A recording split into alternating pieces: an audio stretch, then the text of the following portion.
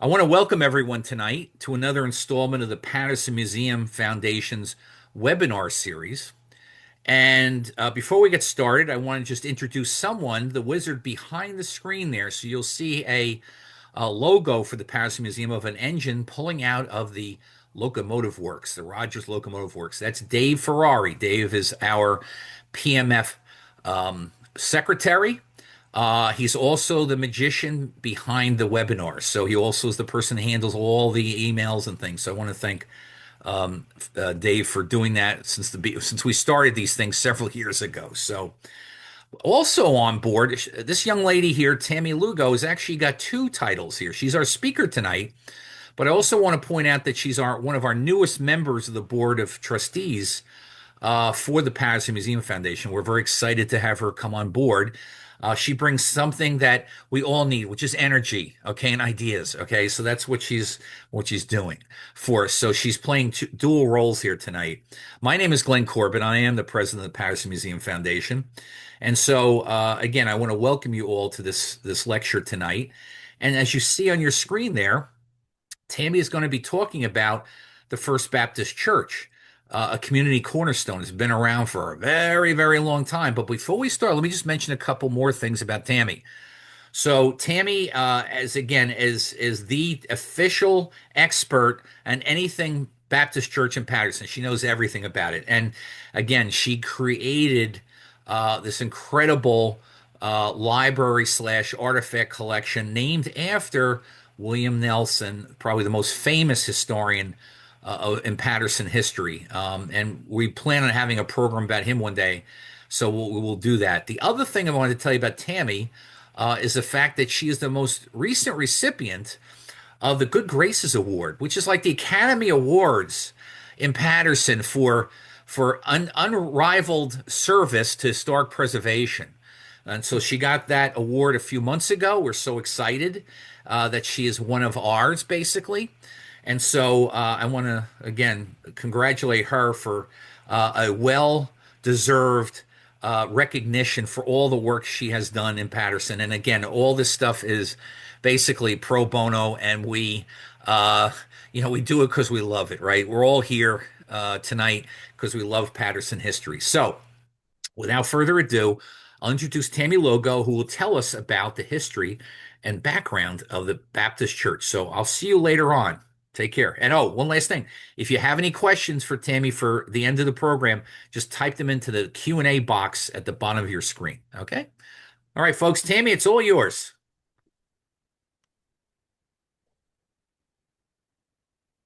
Okay, hello. Welcome to the First Baptist Church Community Cornerstone presentation. The First Baptist Church has been a light in our community since its founding on January 1st, 1824, when the city of Paterson was only 32 years old.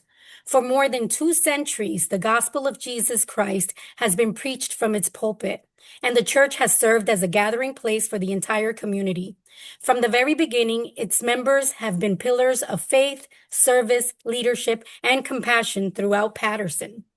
Our story begins with Reverend J.W. Griffiths of New York, who came to preach at First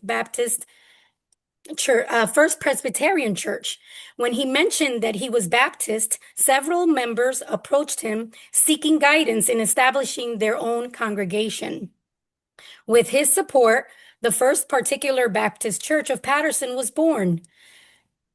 The first baptism took place in the autumn of 1823 at the Passaic River when Reverend Parkinson of New York baptized Thomas and Catherine E. Coombs. They were among the 17 founding members. At that time, baptism by immersion was controversial, so much so that an ordinance had to be obtained simply to allow these early believers to baptize in the river. And here's a remarkable gem of history. Samuel Patch, known as the Jersey Jumper, was baptized at our church on March 2nd, 1824.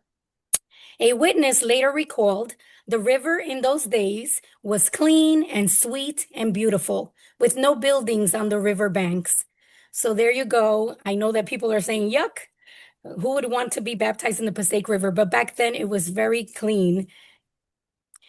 In the early months The members met in one another's homes. Their first church building, completed in 1825, held only 30 to 40 people and became affectionately known as the Little Yellow House. The small building transformed over time and is on Broadway across from the New Jersey Transit, and that's how it looks today. According to the Baptists of New Jersey, it survived those early years because of John Brown, James Moore, and James Richards. They were the first trustees who personally covered more than two-thirds of the church's expenses. John Brown first came to Paterson while fleeing a yellow fever outbreak in New York, arriving with his young son, John J. Brown, who was only 5 years old. After opening a grocery store, he quickly became a vital part of the community, serving on the school board and dedicating his life to the church. Another early pillar was fellow grocer Alfred Stoutenborough, who came to Paterson in 1831 to escape a cholera outbreak. He became a founding member, superintendent of Sunday schools for over 25 years, and also a school board member.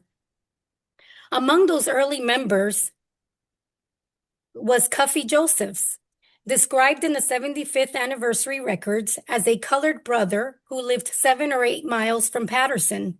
Born enslaved, yet spiritually reborn as a believer, he joined the church in 1827 by letter from Bloomingdale Baptist, making First Baptist Church the first interracial church in Paterson.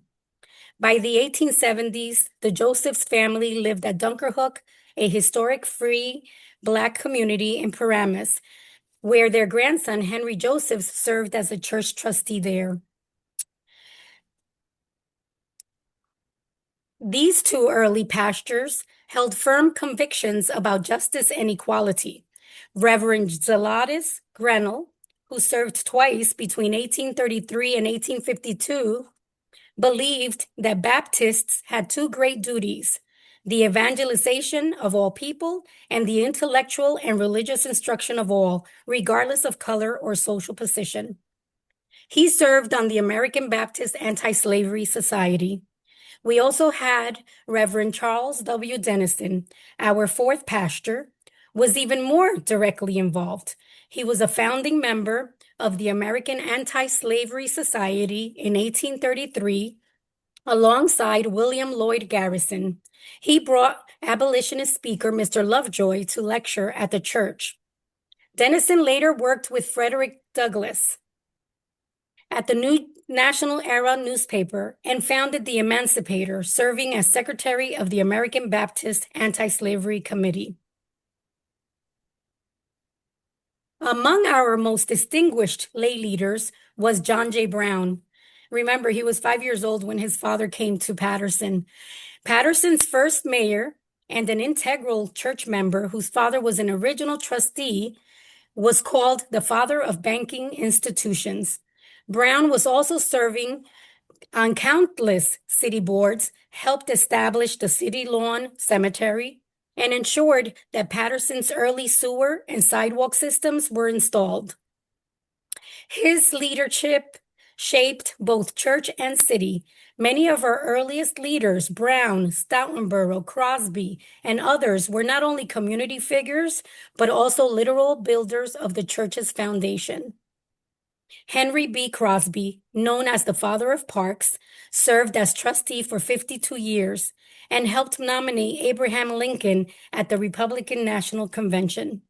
Dr. Sherburne Merrill and James Stiles, they purchased property to build a two-frame schoolhouse. Merrill expanded the school to over 200 students, helped create the Paterson Lyceum for adult learning, and later became a respected physician and advisor to the Paterson General Hospital Association. The Van Giesen family, Henry and his sons, Dr. Henry Clay and Augustus, were also longtime leaders. Henry served as treasurer, president, and Sunday school teacher during his 60 years as a member.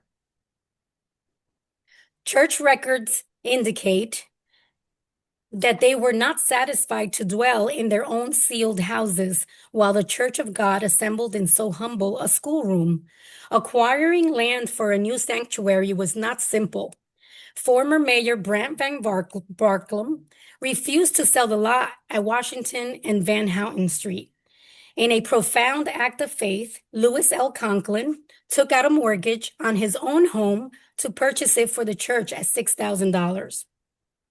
When construction began, Sunday school children proudly contributed 5 cents per brick toward the $24,000 building cost. Josiah Huntoon and Van Rensselaer were confirmed conductors of the Underground Railroad.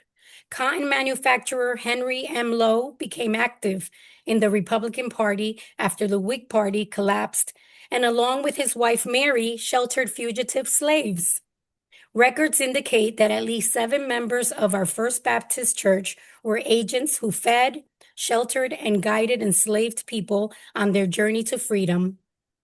This commitment to justice echoed throughout our congregation's history. Captain Irish, once the proprietor of a Main Street grocery store, turned his shop into a Civil War recruiting station. His funeral was so significant that the entire city paused, businesses closed, and a long procession accompanied him to the First Baptist Church. His likeness stands today on the monuments in Eastside Park and Antietam. The Civil War era in Paterson deserves its own full presentation. About 2,000 Patersonians served, and New Jersey lost at least 6,000 soldiers. Joseph E. Crowell, one of our own, wrote The Young Volunteer and served as a guard over President Lincoln's body after the assassination. Augustus Van Giesen enlisted at just 15 without his parents' knowledge, later serving aboard the USS Montgomery under his brother, Dr. Henry Clay Van Giesen. Some church members also served as volunteer firefighters, including John Bowering, who was chief, Samuel Pounds, another chief, David Beam, William Day was a pastor at First Baptist, and John Massacre. Several fought in the Civil War as well, including photographer John Reed.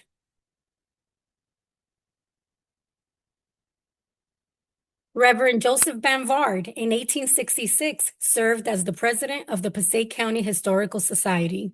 His love for history and his many publications helped preserve much of the region's story. Industrialist John C. Benson, one of Paterson's leading silk manufacturers, brought William Lloyd Garrison to visit First Baptist in 1869. Garrison recorded hearing Dr. Banvard preach and meeting Josiah Huntoon before visiting the Great Falls. This was an extraordinary connection between abolitionist history and our church.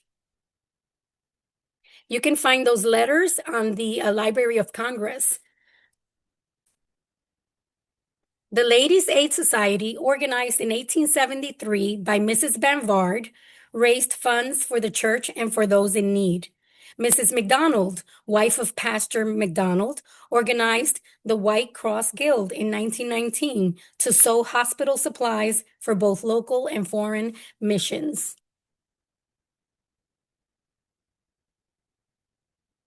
First Baptist members also supported the Sisters of Charity of St. Elizabeth in founding General Hospital.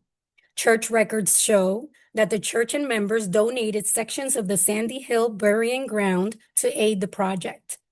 Mary Swinburne Brown was wife of Mayor John J. Brown and daughter of William Swinburne. She was the first person to play Paterson's first pipe organ, which was installed at First Baptist in 1859. Talk about coming full circle. We found a sewing pattern for doctors' hospital gowns at the church, and the person holding it at St. Joseph's at St. Joseph's Health is Sister Minner, a member of the Sisters of Charity of St. Elizabeth, the very order that founded and sponsors the hospital.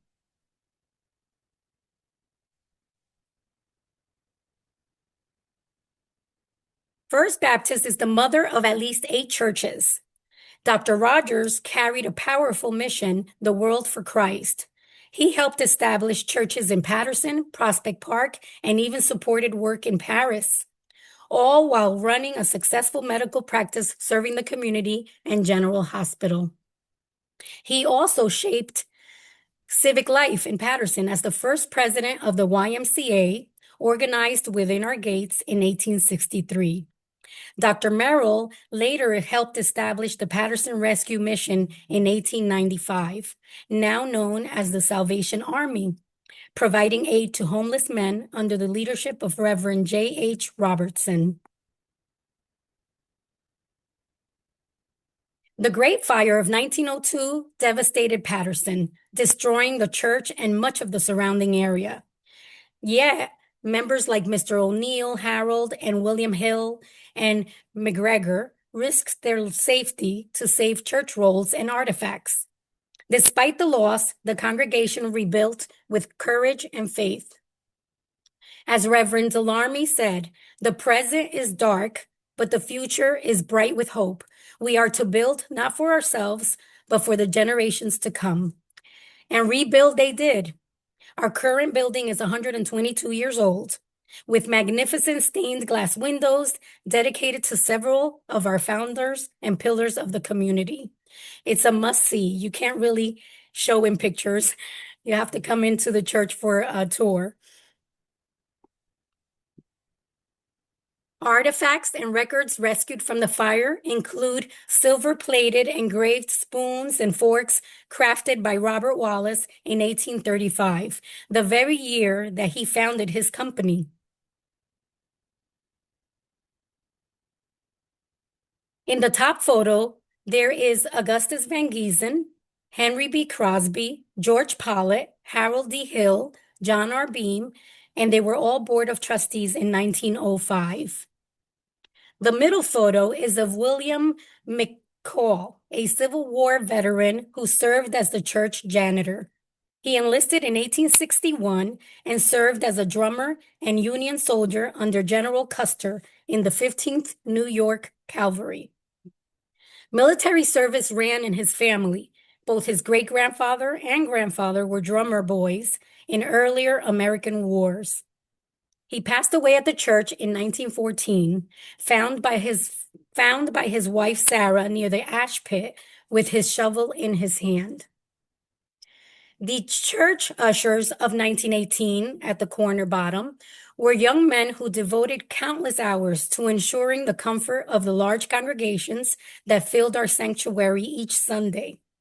By 1924, their dedication supported a thriving church family that had grown to 1,257 members. Wow, and it only started by 17 members that were the founding members. We have 8 soldiers from our church that gave their lives in World War II. And amongst those who served was Bill Postra, one of 211 that were on our World War II honor roll. Bill, and before him, his father Andrew, served as church historians. Because Bill safeguarded our artifacts and records for decades, much of our history survives today. He passed away in 2018 at age 98, the oldest lifelong member of First Baptist. He left his home to the church, and its sale helped fund the repair of our roof. Many members were honored by national leaders. The Women's Missionary Society visited the White House under President Harding and later received an autographed picture. And as you can see, one of the journalists thought that it was valuable when President Harding died. Then we have Pastor J. Whitcomb, who organized the National Convention in Washington, D.C. He was the current president of that organization, and President Coolidge attended the event. And he was also, and then in the last picture here is Miss Patmos, who received a letter from the Hoover family for her 90th birthday.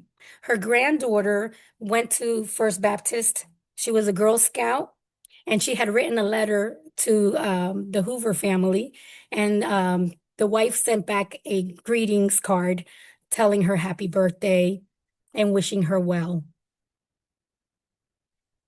The church flourished through the decades. By 1957 through 58, an ambitious campaign funded the renovation of the chapel and the construction of an educational building dedicated in 1961. And as you can see, pictures of the anniversaries, we had the 100th anniversary was very well published in the newspapers, the 125th anniversary, pictures of a parade during one of the military parades in Paterson. And we have pictures of the Sunday schools classes.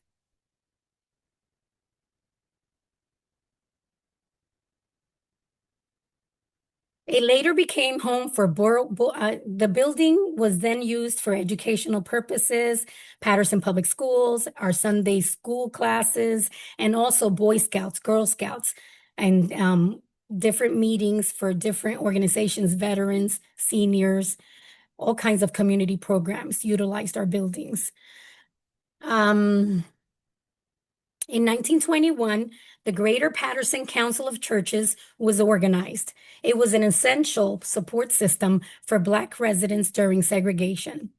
Reverend John O. Eldred, pastor from 1967 to 1973, served as president of this organization. A World War II veteran, he marched in Selma with Dr. Martin Luther King Jr. and later worked to restore peace in Paterson following the civil unrest in 1968. First Baptist became a central gathering place for interracial events, youth programs, and arts activities, including Paterson's first Vacation Bible School held here in 1963. By the 150th anniversary in 1974, First Baptist had a thriving Spanish congregation led by Pastor Regis Ortiz, whose ministry left a lasting legacy. After his passing, Sister Beatrice continued faithfully serving as organist for 53 years, surpassing the 38-year-old record of Harry Grimshaw. As the English congregation diminished, the English and Spanish congregations came together, joining their strengths to keep the church alive. Today, the congregation remains a faithful, selfless community, unwavering in its commitment to God, to one another, and to the work of the church. Pastor William Jackson, a retired teacher from School 2, has been a steadfast spiritual leader at First Baptist Church for more than 3 decades.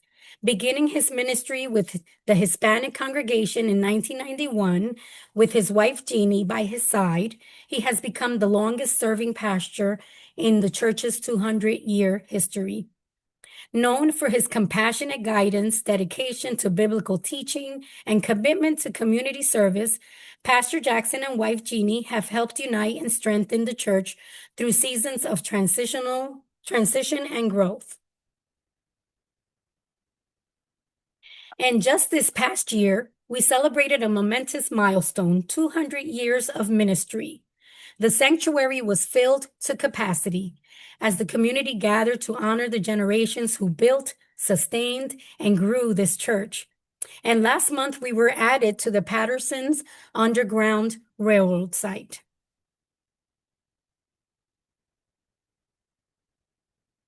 Here you see pictures of, let me go back. So we had Congressman Pasquale, we had Senator Poe, the council, the mayor, and the sanctuary was filled to capacity. It was a very joyous event. They were bestowed with lots of certificates and proclamations. And what I liked the most was that Commissioner Bartlett, he mentioned the fact that our church had existed before Passaic County. When it was organized in 1824, we were part of Essex County. Then we have Gianfranco, who gave us the Good Graces Award.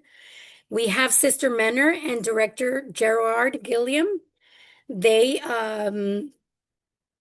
are representing the YMCA and St. Joseph Hospital, which are kind of our daughters and son, right?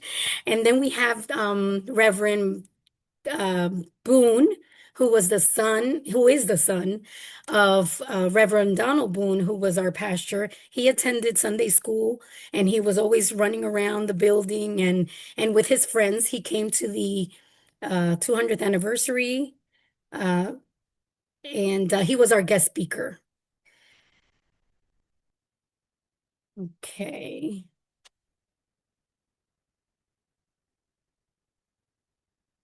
Here is the picture of how we were added to the Underground Railroad website. That is so exciting. And a lot of work was done there. Jimmy Richardson, I really appreciate his help on that.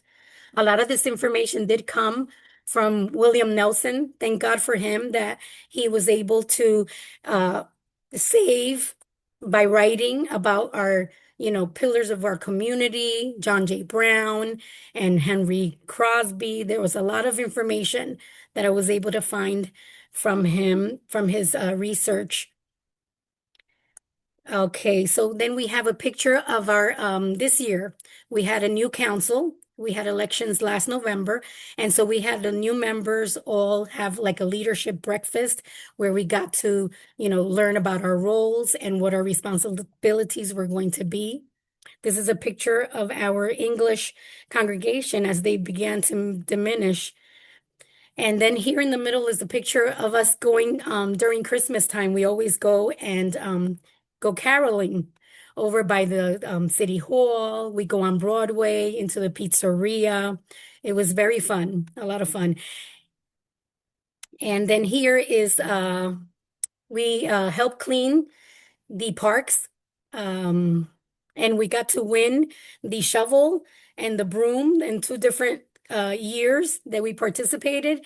And here we have, we went on a tour to the Great Falls.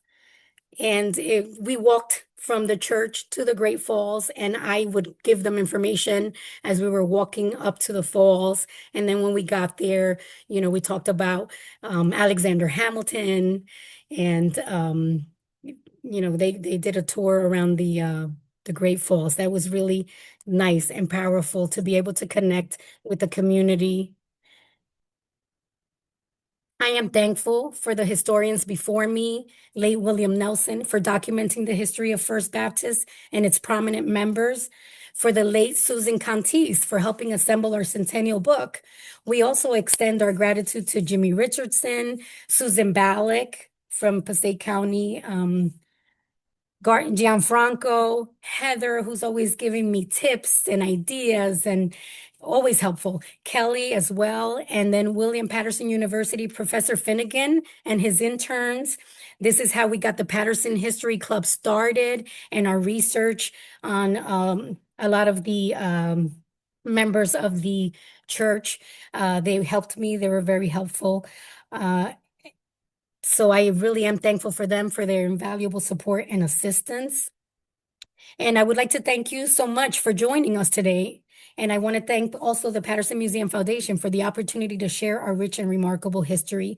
And like I said before, it would be a great idea for you to come and tour our church. I will also need volunteers to help out to continue research because there's so much more to explore. Um, at the First Baptist Church of Paterson and our Paterson History website. We have all the information that I've been finding, that my William Paterson interns have found. And there's so much more to do. We have visitors that have come to our church. Recently, 2 weeks ago, we had a grandson who was looking for a picture of his grandmother who attended our church. So we are looking to see if we can find something like that for him. And he also brought me some memorabilia that he had found in an attic. The other day, I also got a mail with a bunch of our programs, newspaper articles, and pictures that someone had found also in their attic. So it's important for us to continue to speak about our Paterson history, publish it, put it on Facebook. The other person that I really wanted to say that is doing an excellent job is Vincent with the fire department. Past and present, I was able to find some of our members there, so it's really awesome to be able to connect and the dots and see how all our community worked together so hard, whether they were in church, the First Baptist Church or another church, but they made it so that everybody, for the benefit of the community, everybody was doing well and taking care of each other. And a lot of our research has been conducted with the documents and the records that we have. Find a Grave is an excellent site also to do research. Newspapers.com. I love it. And Facebook, I found pictures on Paterson Museum, the Firemen's Facebook page. Passaic County Historical Society also publishes and posts information that is very helpful about our Pattersonians, and of course, the Library of Congress. So, again, thank you so much for joining me. I am open for questions. Well, thank you on behalf of everyone here tonight.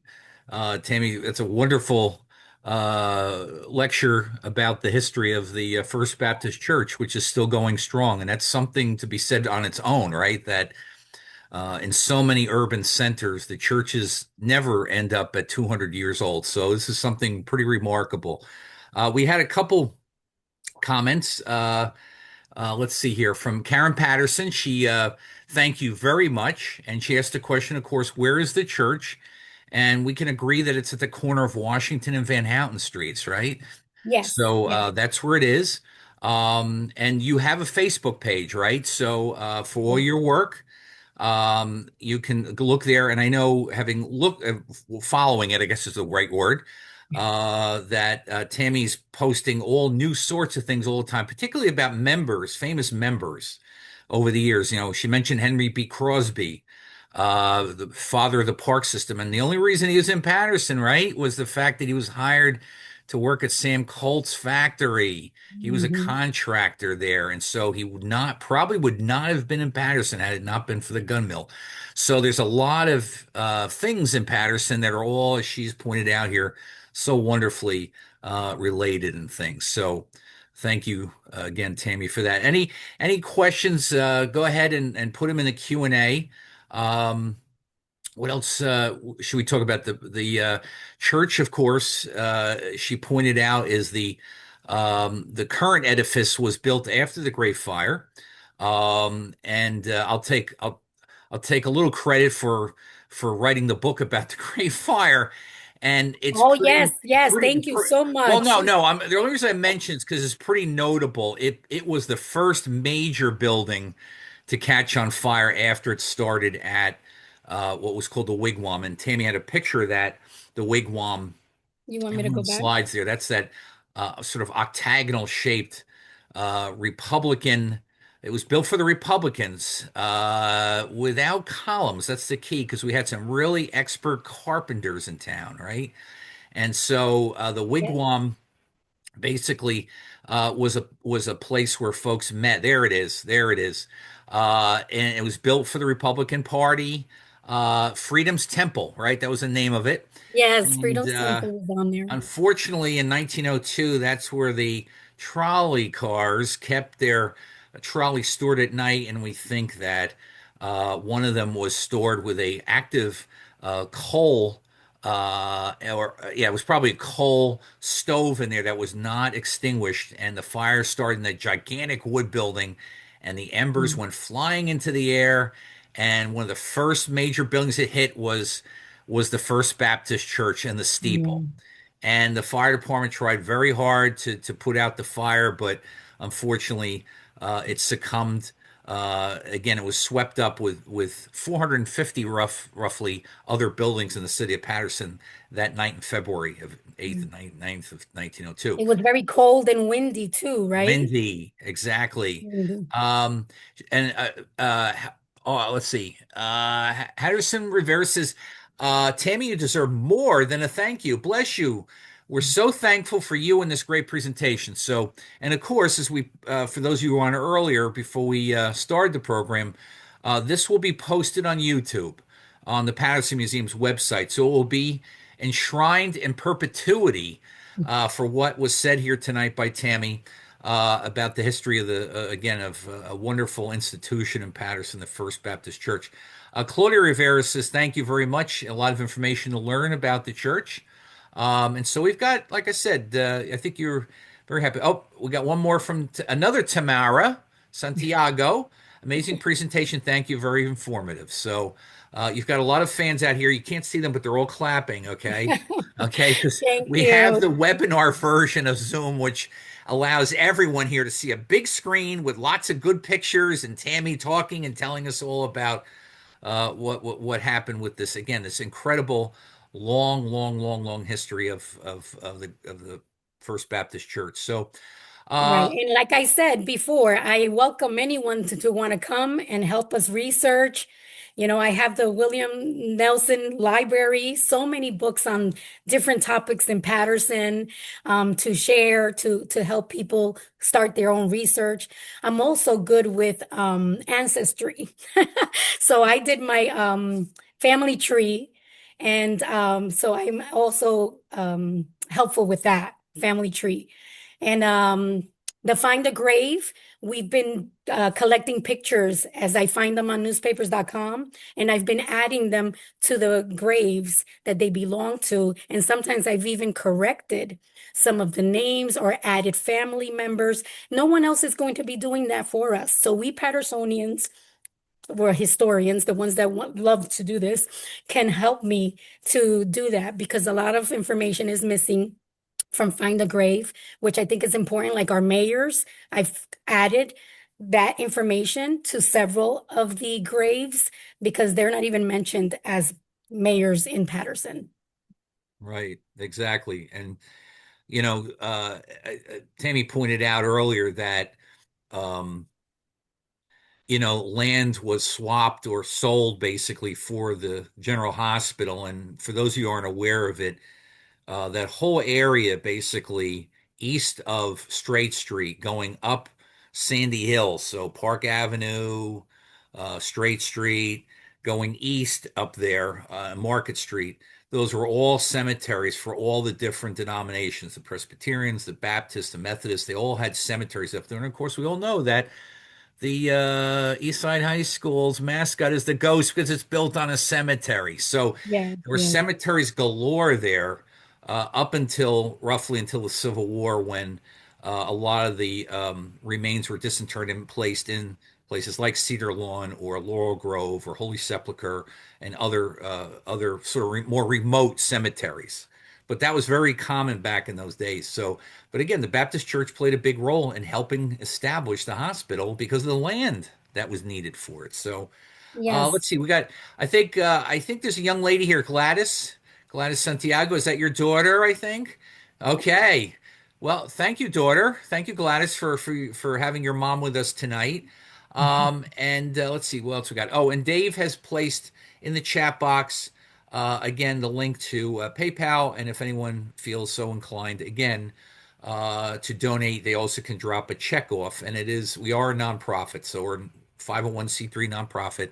And again, every dollar that goes to the Museum Foundation goes to pay for this webinar account and all sorts of other things that we do for the Paterson Museum. So, any last questions? I think I'm looking here. No, I don't see any more. So, Tammy, again, on behalf of the foundation that you're actually a board member of now, and all the attendees tonight here, every single one of them said it was a wonderful presentation, which I heartily endorse. So, Thank you you. did a Thank you. great job with this tonight. So, again, folks who, if you got friends who weren't able to log in tonight, we will be posting this at some point in the next couple weeks. It has to go through a process of being converted into a YouTube recording and sort of chop the beginning and end off, and we'll put it up there for people again for perpetuity, actually. So Yes, and again, we'll be sharing it on all the social media that I'm in charge of. exactly. Social media, that's where the world ends, is in the social media, right? So, Yes, yes. okay. Yes, we will post a link. Patterson, we will post a link on the PMF website and or on the Facebook page for Patterson Museum Foundation. I know for a fact that Tammy will also be posting it upon the First Baptist Church's Facebook Yeah. page as well. So we will do that. So again, I want to thank everyone for coming tonight. Please, if you haven't done so yet, subscribe to the Patterson Museum Foundation page, subscribe to the First Baptist Church Facebook page so that you can get announcements. Once you're in our system, we will send you announcements of upcoming webinars. And like I said, I think we've got one lined up for the 1926 strike, the wool strike in Passaic, which was kind of a big national deal back in the day, 100 years ago. So anyway, Mhm. again, thank you all for coming tonight, and we look forward to seeing you at the church or at the museum. So, thank you. Thank you.